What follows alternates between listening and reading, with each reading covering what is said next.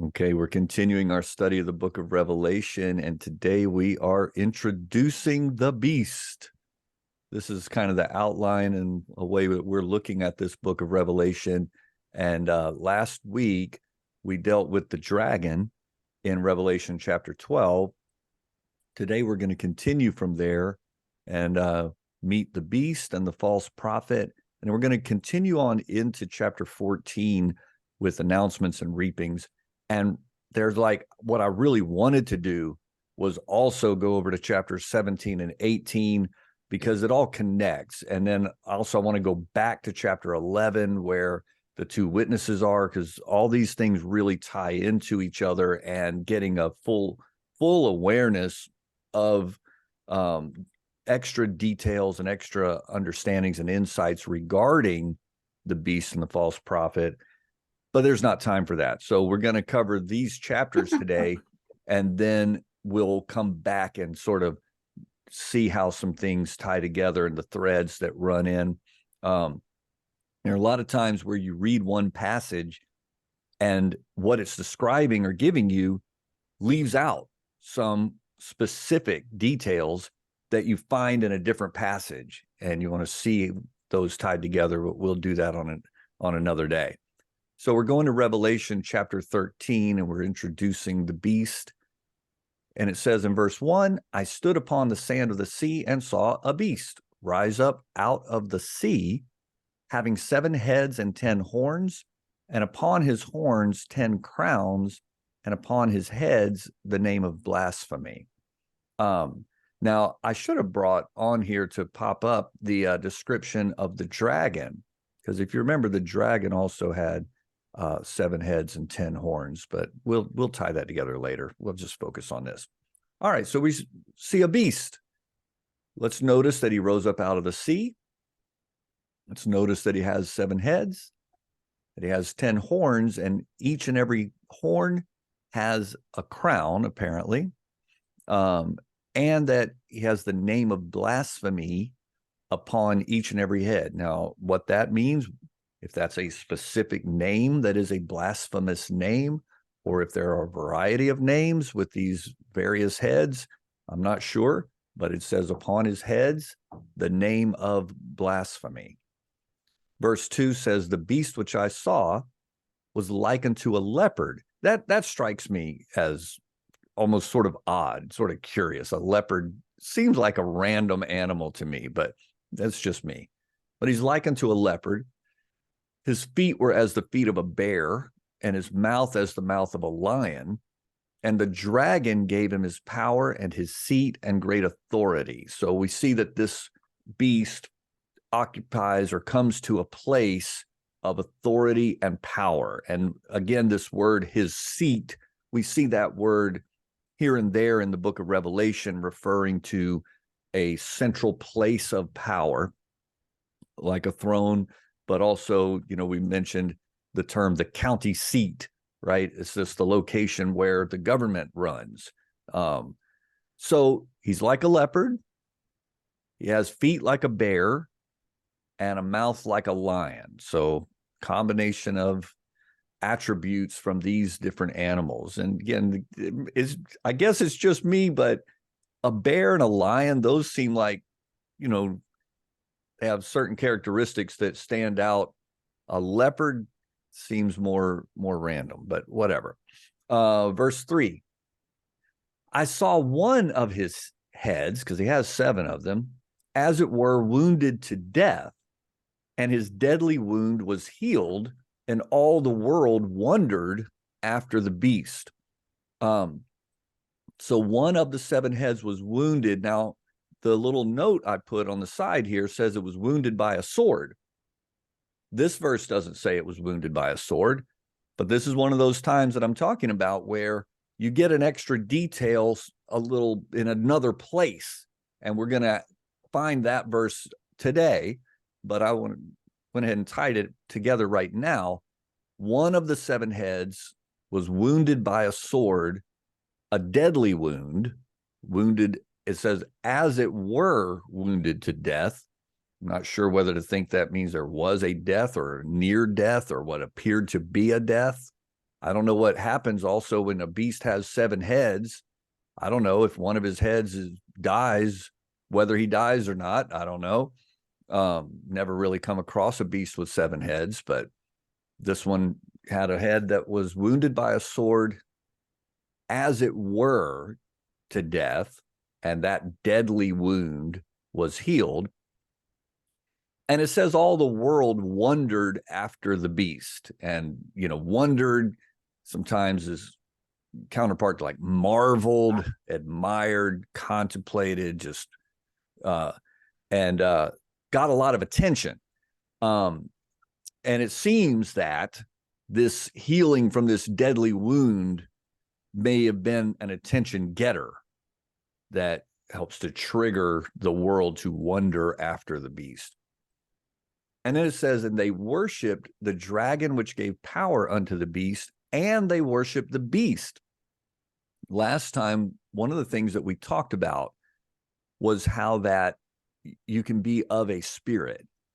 And sometimes you can be of a spirit without knowing it. Sometimes you intentionally align yourself with a spirit. Other times you make choices that align you with a spirit, even though you may be ignorant of that fact. Jesus actually said to people who were coming against him, he said, "You are of your father, the devil." They weren't intentionally trying to align themselves with the devil. At least some of them for sure weren't. But they were. And they had that, gave that relationship. And it's, he used the word father, a family relationship, right? The Bible talks about a familiar spirit, which connotes this family relationship. And sometimes you get yourself involved in things that you're involving yourself in spiritual activity, perhaps unbeknownst to yourself, but then you end up with a connection to something in the spirit, and it becomes a familiar. You have a family relationship. And sometimes when we get in that condition, we become protective of a spirit that is resident in our lives. And there are attitudes and mindsets that spring up that we may eventually have enough experience to recognize that this is counterproductive. This is not getting me where I want to get. This is not affecting my relationships with people the way I want it to affect it. And yet I'm not going to let go of this. And we just cling to sometimes these attitudes and these ways of responding to situations while almost in a third party recognizing I'm destroying the things around me, but I'm just not going to stop that. And you can get a spirit going in your life. You can get yourself aligned with a spirit and then get protective of it. And when God tries to provoke and convict and bring you to repentance, you can just resist and hold against it. That's a bad place to be. And so we want to be careful. We want to be careful what we align ourselves with. And the thing that triggered me to talk about that right now is the fact that it says they worship the dragon, which gave power to the beast, and they worship the beast. So there's the figure right in front of them, but then there's also the spirit behind that figure, and those are aligned with one another. And by worshiping one, you're worshiping both.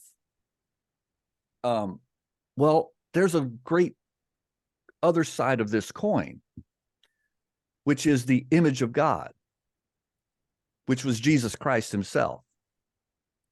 He was a man, he was born of a woman, but he's perfectly aligned with the Spirit of God. He's the image of God.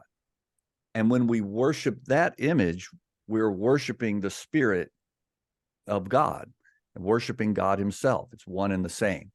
But in this case, it's not a good spirit, it's not a good figure, but they worshiped him because of what happened, how it got their attention, how it impressed them, and the dragon gave him a place of authority and power. Now look what they said in the process of worshiping the beast and the dragon. They said, who is like unto the beast? Who is able to make war with him? Like unto, one way of understanding that phrase like unto is equal to, who's on the level with, who can hang with, right? Who is like unto the beast? Who is able to make war with him? And they're looking and they can't see that anybody could, and so they're feeling, well, he's the ultimate. Nobody can come against the beast. Nobody can conquer the beast. And therefore, we're just going to elevate and submit to the beast because no one can beat him. No one can come against him. Now, I think that you can see, like, I've mentioned before that the word Antichrist is not used in the book of Revelation. We tend to equate the beast that's described in Revelation with what we call the Antichrist. And that may be exactly the right way to do it. I'm not 100% sure. But I do know that the writer of Revelation is John, the apostle. And he also wrote 1st, 2nd, and 3rd John. And he did mention Antichrist in the epistles. And he specifically said, you've heard that Antichrist must come, and I'm telling you, Antichrist has already come. And he actually said, like, there are many Antichrists. So the attributes here and the factors involved here can, like many things in Scripture, have layers of application. I really think you can look at the system of the world as a certain manifestation of Antichrist. What I mean, the Bible just says the world, right? If you have friendship with the world is enmity with God. Not talking about the people in the world. The Lord loves all people, and his people, the people of God, love all people and want all people to come to God. But the world as a system is contrary to God, and it's an Antichrist world. And these attributes of the beast, it's like one thing that just my mind goes to as I read these things and just look at society and the sort of rules of society, sometimes unwritten rules of society that just pop up. And in our day and in recent years, these things seem to pop up just instantly and become become fundamental and become things that you better align with this way of thinking, and you better align with this position, or you're going to be an absolute outcast, ridiculed, maybe even come against in your financial well-being. And there's this system of the world that can seem invincible, and that you don't want to raise the ire of the world, through social media or whatever other environment. You don't want to raise that ire because you can't beat it. Once they turn on you, you're done for. That can be the impression that it makes. Who is like unto the beast? Who is able to make war with him? Once society is going a certain direction, who can go against it? It can't be overcome. It can't be gone against. And I feel like we see a version of that right now. And if you compare to 10 years ago and 10 years before that and 10 years before that, and think of the way we see it now, I mean, what will it look like 10 years from now, or 5 years from now, or 2 years from now? Who knows? I don't know, but it could be this kind of a thing where to the natural perception, be like, yeah, this is, you better just align with it because you can't overcome it. But this is the wrong question. Asking who is like unto the beast, that's the wrong question. The right question was asked in Psalm 113, verse 5, who is like unto the Lord our God? who dwells on high. He's above all of this. Forget about what's going on in the world. Who's like unto the Lord our God, who's above the world? Or Exodus 15, who is like unto thee, O Lord, among the gods, not just among the people. If there were other gods, he's still the one to look at. Who is like thee, glorious in holiness, fearful in praises, doing wonders. Oh, okay, so this beast was wounded as it were to death and was healed. My Jesus Christ was crucified, laid in a tomb for 3 days and got up and walked out. Psalm 35, all my bones shall say, Lord, who is like unto thee, which deliverest the poor from him that is too strong for him, yea, the poor and the needy from him that spoileth him. Who might that be? The beast? The society of this world? God can deliver. God can overcome. You're not in too much trouble for God to help you. Psalm 71:19, thy righteousness also, O God, is very high, who hast done great things. O God, who is like unto thee? The only people who are transfixed by this question of who is like unto the beast are people who are unaware and not putting their attention on the Lord God. If you get some revelation and some awareness of our God, the creator of heaven and earth, you're not distracted by anything that this world has going on, but you are rightfully admiring who is like unto the Lord our God. And the answer is no one. And no one is able to overcome the Lord our God. All right, verse number 5, back to the beast, says, there was given unto him a mouth speaking great things and blasphemies, and power was given unto him to continue 42 months. Now, today we're not going to take the time to chase down all these time periods that are specified in Revelation, but it's going to be fun when we do. We are going to do that. But let's just notice this: 42 months, okay? 36 months is 3 years, another 6. So this is 3.5 years, right? That's all he gets? Whatever, right? That's not even a presidential term. 42 months, that's no big deal. I don't care what he does. I don't care how extreme it is. 42 months? Whatever. And we can make it through 42 months of whatever, especially if we're walking with God and God's providing and God's bringing comfort. There's nothing to fear from anything in the book of Revelation if you're walking with God. This is a 42-month scenario we're talking about. So don't blow it out of proportion in your mind. Okay. It says he opened his mouth in blasphemy against God, to blaspheme his name and his tabernacle and them that dwell in heaven. And it was given unto him to make war with the saints and to overcome them. And power was given him over all kindreds and tongues and nations. But once again, even if overcoming, he only gets to continue 42 months. Okay, fine. Have your temporary victory. It's not going to last. Verse 8, and all that dwell upon the earth shall worship him, whose names are not written in the book of life of the Lamb slain from the foundation of the world. They're going to worship the beast if their names are not written in the book. Now, here's almost like an interjection thrown in here in Revelation 13. It says, if any man have an ear, let him hear. He that leadeth into captivity shall go into captivity. He that killeth with the sword must be killed with the sword.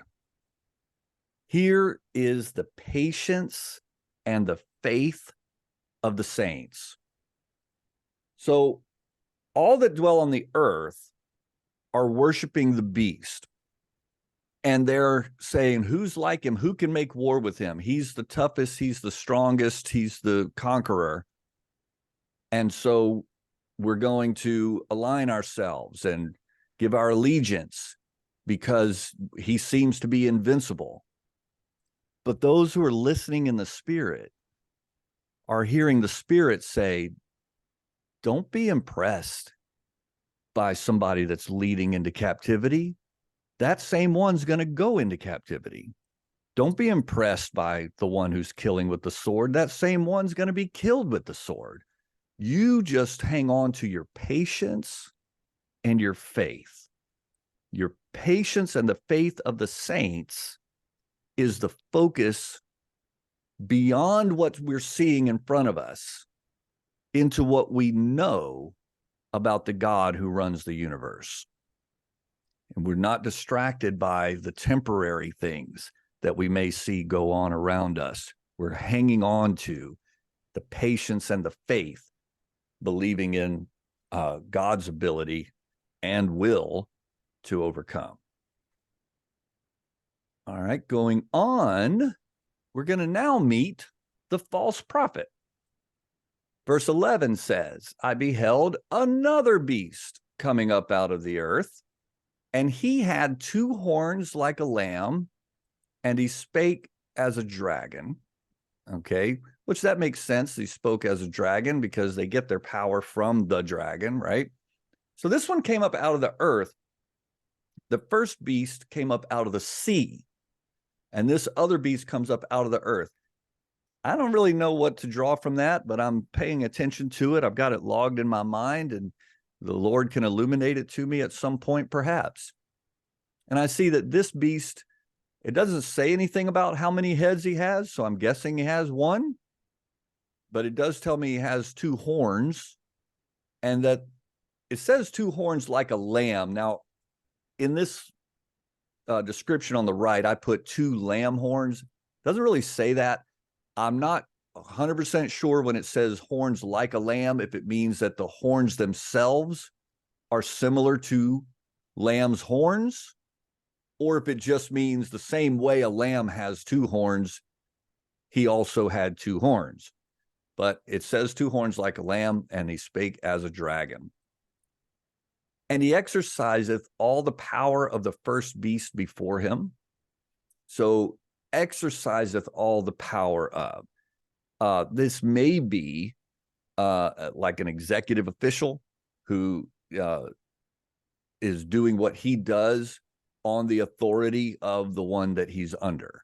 That's what it sounds like to me. But in any case, it says he causeth the earth and them which dwell therein to worship the first beast whose deadly wound was healed.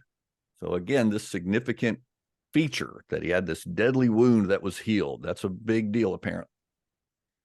And he doeth great wonders, so that he maketh fire come down from heaven on the earth in the sight of men. So again, this is the second beast here. He makes fire come down from heaven. Not only that, it says he does great wonders, one of them being that he brings down fire from heaven in the sight of men. And he deceives them that dwell on the earth by the means of those miracles, the fire from heaven and whatever else, which he had power to do in the sight of the beast, saying to them that dwell on the earth that they should make an image to the beast which had the wound by a sword and did live. So here's the first mention that wound came by a sword, but it's clearly referring to that same deadly wound, because it says he had that wound and did live. So that's why I put that on that original description. So this second beast deceives, and he uses his great works to deceive, his fire from heaven or whatever other miracles. Now, whether these great wonders and miracles are technological works or supernatural works, or something else, I don't know. But because of, it's kind of like my brother-in-law is a magician. I say he is a magician. He doesn't do like that professionally right now, but he has done it. I've learned a little bit about how it works, and the way it works is by distraction, and you do things to capture the attention and distract attention from where things are really happening, deceiving, great wonders, miracles that people's eyes just go starry, whoa, and then they miss the realities of what's going on because of looking at the impressive whatever, and just throwing out the meaty content of what's real. So that's what I see described here. But he said to them that they should make an image to the beast, which had the wound by a sword and did live. Of course, throughout biblical history, those that did not worship the Lord generally made images of the false gods that they worshiped. And God always commanded his people, do not make an image of me or whatever else to worship. And I love just recognizing that he didn't say there would never be an image. He just told people not to make it, because if people try to make an image to God, it's going to be insufficient and, in a sense, insulting, because God, when the fullness of time was come, made his own image of himself. And that's named Jesus Christ, the image of the invisible God, the Bible tells us. And when we worship Jesus Christ, we are worshiping God. The same way in false religions, they make these ridiculous images. And David points out in Psalms that they're kind of appropriate because they have ears, but they don't hear. They have mouths, but they don't speak. They have feet, but they don't go anywhere. They keep sitting right in that same spot unless somebody picks them up and carries them somewhere. And that is about how powerful those gods are. But when people worship those images, that's a mechanism whereby they're worshiping the God or false god represented by that image. So here, this second beast tells them that dwell on the earth that they should make an image to the beast. Now, in my imagination, I kind of, well, I tell you what, let me read this next verse. It said that this second beast had power to give life unto the image of the beast, that the image of the beast should both speak and cause that as many as would not worship the image of the beast should be killed. So he gives life to the beast's image. Now, at the time that John was writing this, if they imagined an image being constructed and then imagined that image speaking and doing things, that would be completely fantastical. But I've been to Chuck E. Cheese, and now it's not that big a deal to get an image to be lifelike and to speak, and we're way beyond Chuck E. Cheese now. And with the AI technology and the way things work, they can take and make a video of you doing something you never did. That's how powerful the technology is now. So it strikes my imagination when I read this that we're talking about some sort of technological phenomenon. And I kind of wonder about when we say that he tells them that dwell on the earth that they should make an image to the beast. I'm not sure whether that is talking about a singular image located in one specific location, or whether it's saying, hey, them that dwell on the earth, all of y'all need to make or have an image to this beast. And I mean, again, this is my imagination, okay? But I think about the kinds of technologies that are in widespread use right now, and I think about things like Alexa and stuff like that. And I'm not speaking against any of that, don't misunderstand me, but I'm just saying we've got technologies that pop up and literally millions of people acquire and have in their home, and they each have their own, whatever it may be. And then right now, with technologies like the ones I'm talking about, all these millions of people are interconnected. I mean, we're interconnected right now on the internet through our resource we're using. But then you can have this separate object, this technological object that, you love the fact that you can just say, hey, so and so, tell me about whatever, or hey, so and so, turn the lights down or whatever. Well, the only reason you can do that is because it's listening when you're not saying anything, or it's listening when you're talking to your husband or your wife or the person at the door. It's hearing everything that you're saying. I mean, just something to think about. I mean, we know that, but so I, I'm anyway. I'm just saying we've already witnessed technological things that are unreal and that can pop up in homes. Again, compare this to 10 years ago. So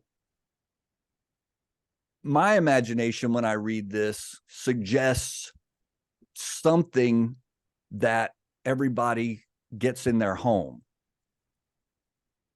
that the image of the beast, whether it's actually an image to look like or whatever, but there's something that everyone would have in their home. And who knows? That's just where my imagination goes. And it's a technological phenomenon. And the fact that the false prophet has a hand apparently in maybe the design or creation of this thing or whatever. He has the power to give life unto it so that it can speak and so that it can cause that anybody who won't worship it should be killed. I mean, anybody read 1984? Maybe there's some similarities here. Maybe there's some parallels. Maybe not. This is my imagination, but this is where I go in my mind when I read this. All right, let's continue on.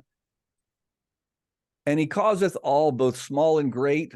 Again, this is that second beast, rich and poor, free and bond, to receive a mark in their right hand or in their foreheads. Notice that this second beast seems to do more than the first beast, but he's doing it in the power of the first beast. But anyway, causes everybody to get a mark in their right hand or their foreheads. Now, this image is somewhat for fun. I don't believe we're going to have universal price codes that people will have those on their foreheads. It's just a little representation here, but we're going to look at it in a minute. And that no man might buy or sell, save he that had the mark or the name of the beast or the number of his name. Here is wisdom.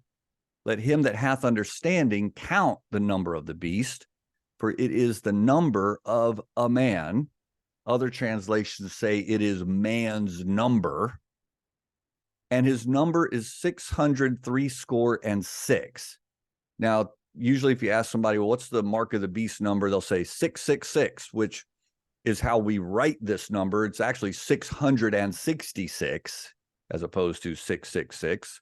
Three score, a score is 20, so three score is 60. So 603 score and 6 is 666. Interesting. How exactly the application of this is, I'm not sure.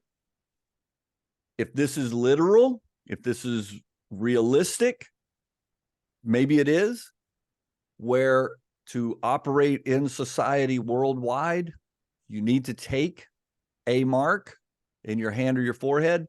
And we've lived long enough that this is not hard to imagine. It's really not.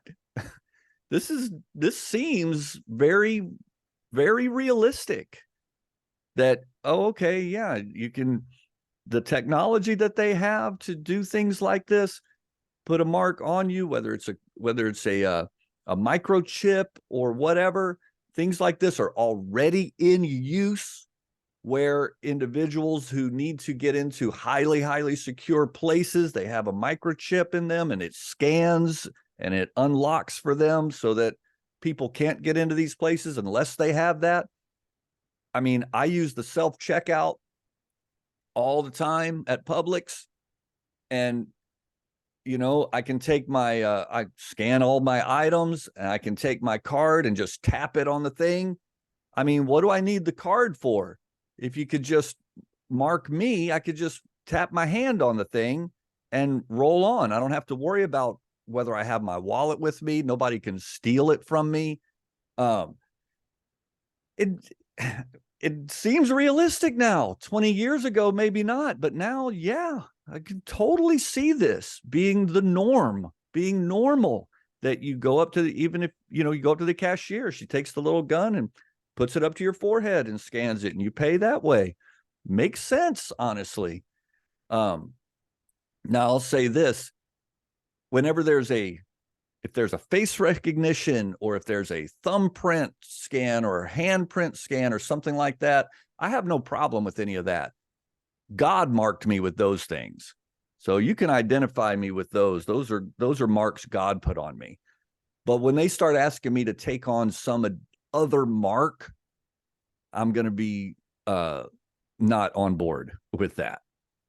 If that happens, which I'm kind of guessing it's going to happen. Now this 603 score and 6, it's talking specifically about buying and selling, right?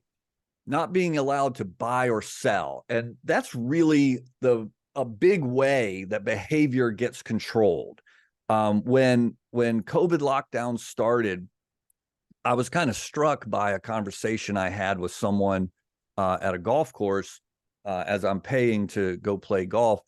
And they were just saying how that all the Canadians had to leave really quickly because they were given word that if they didn't get back into Canada by whatever certain date, they were going to lose their health insurance. So that's the power of nationalized health insurance. You can control people's behavior because you can take it away. They weren't passing a law that you're going to go to jail if you're not back in Canada, but they had financial consequences. You're not going to have health insurance if you don't get back. So that's how behavior can be controlled financially. And if you have a system that say, well, you got to do this or else you're not going to be able to go to the store, well, then people go, oh, okay, no problem. I'll do that. You're not going to be able to have a bank account. You're not going to be able to sell anything and earn any money. You're not going to be able to get a paycheck. So that seems like a really, really big deal. And it is. But I do want to remind us that the beast only gets to continue 42 months.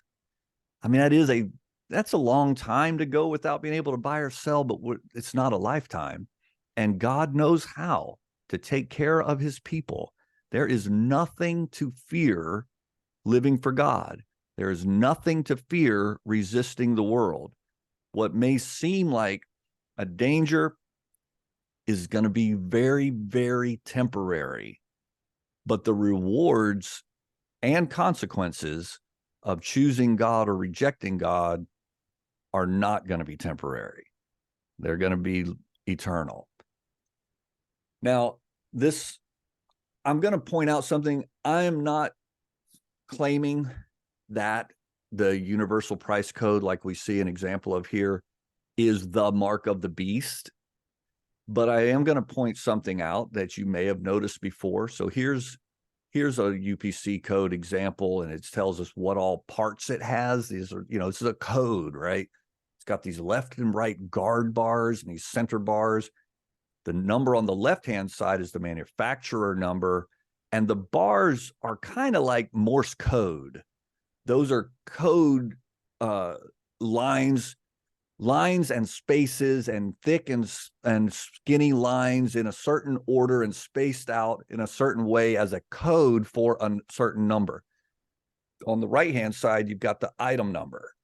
The Morse code for the numbers on the left is not the same as for the ones on the right, but within the left or within the right, it's extremely consistent. You can check every package in your cupboard right now, and you'll find, if you look to see what kinds of lines are above each number, you'll find that it's the same above the same number as long as you're on one side or the other, because it's a code. It's like Morse code. Here's an example of one. Here's an example of one. Now let's notice the number 6. And it has two skinny lines narrowly spaced apart from one another. That's the code for the number 6 on the item side. You can see it on that one on the top left there as well. Now, they all have different numbers and different orders of numbers, but what does not change are the guard bars and the center bars, which are the exact same Morse code as the number 6 in the item number. Every full-size UPC code on every package in your cupboard has 3 6s in its code, 666. Now, again, I'm not saying this is the mark of the beast, but what I'm just pointing out is that this is there, and it's been in there for decades, and it got in there without any reaction. And, I don't know whether there's any connection between this and an upcoming mark of the beast or not, but it's an example of how a system can be put in place that is exactly what the Bible says without any complaint. Let's see if we can zip through some information here. Chapter 14 has announcements and reapings. Actually, you know what? Let's call it a day, and then we'll get into that the next time.